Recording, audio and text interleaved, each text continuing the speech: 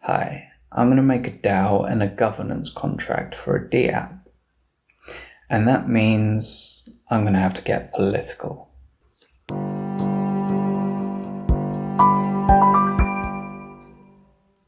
Whilst running and writing unit tests, I started to think more and more about what was going to happen post-deployment of the DApp. I think the ideal governance contract would be one that facilitated a community taking control over the governance of a DApp. And with that in mind, that will be my objective. I'm going to sketch out the functionality of the governance contract. So I want an array of executives, and the executives will be able to create executable polls for DApp users. The executives will also be able to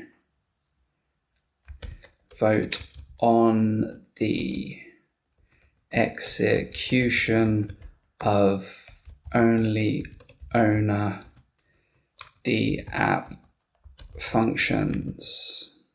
The contract will also need some way of determining if a user is a DApp user, and the users will be able to create polls to vote on new executives so that a user can vote to elevate someone to executive power, and conversely create polls to vote on removing executives. The difficult thing will be coming up with the logic for determining the winner of a vote, things such as the minimum participation threshold. So now this concept for a governance contract needs to be fleshed out with logic.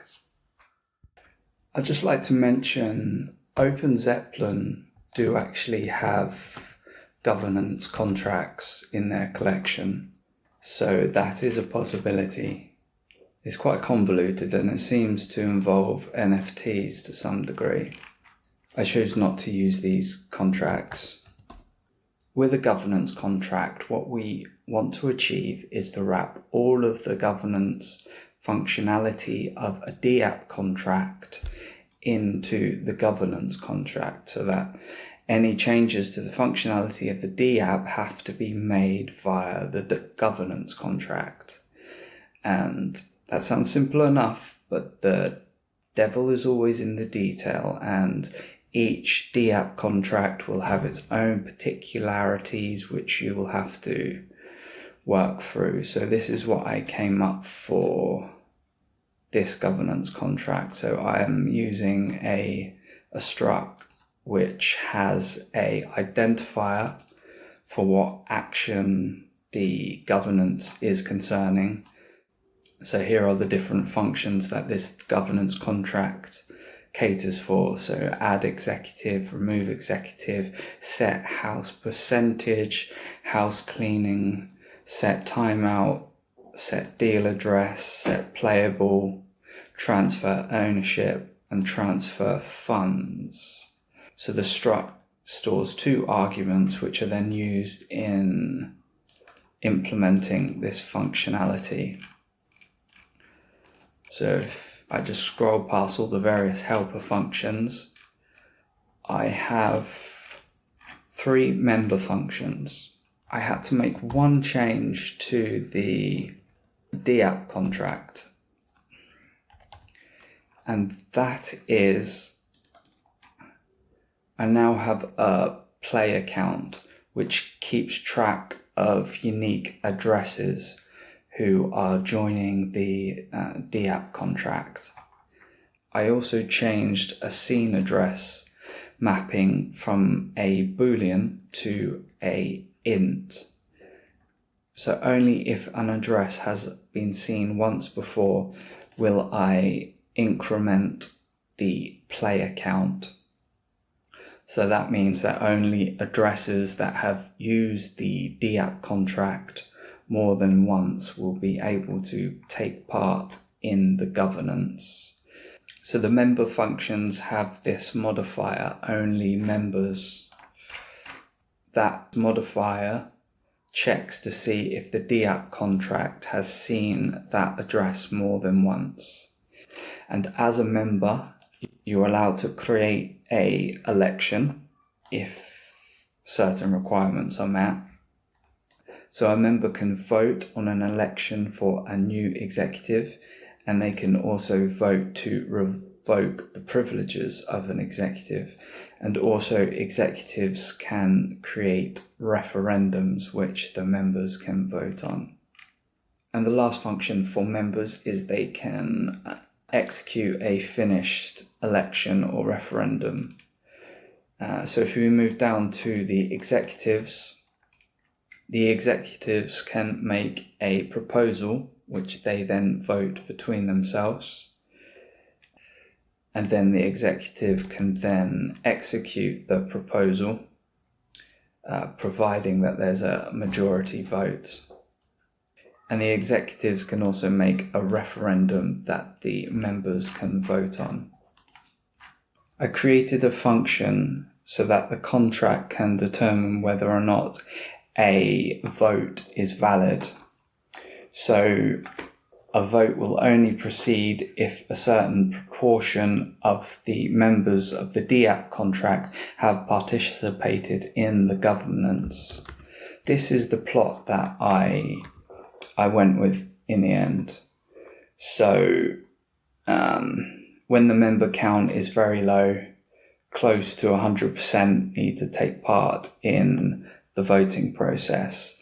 And then once the member count gets larger and larger, the percentage needed reduces until it settles on 20%. So when there's 2,000 members, you need 400 members to participate in a vote for the vote to be valid.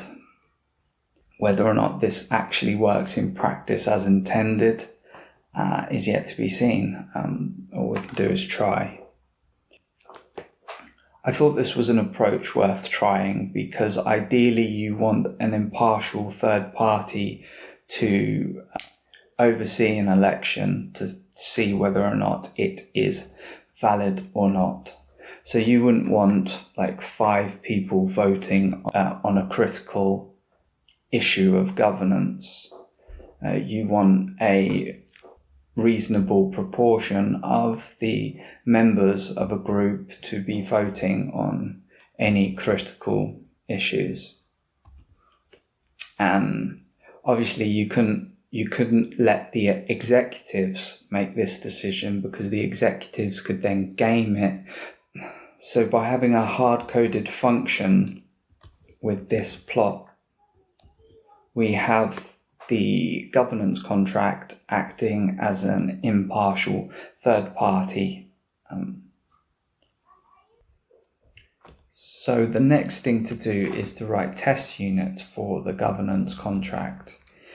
And it's quite involved writing test units for a governance contract in particular because in order to do an election, you've got to build up the members of the DApp contract, and then you have to go through the voting process.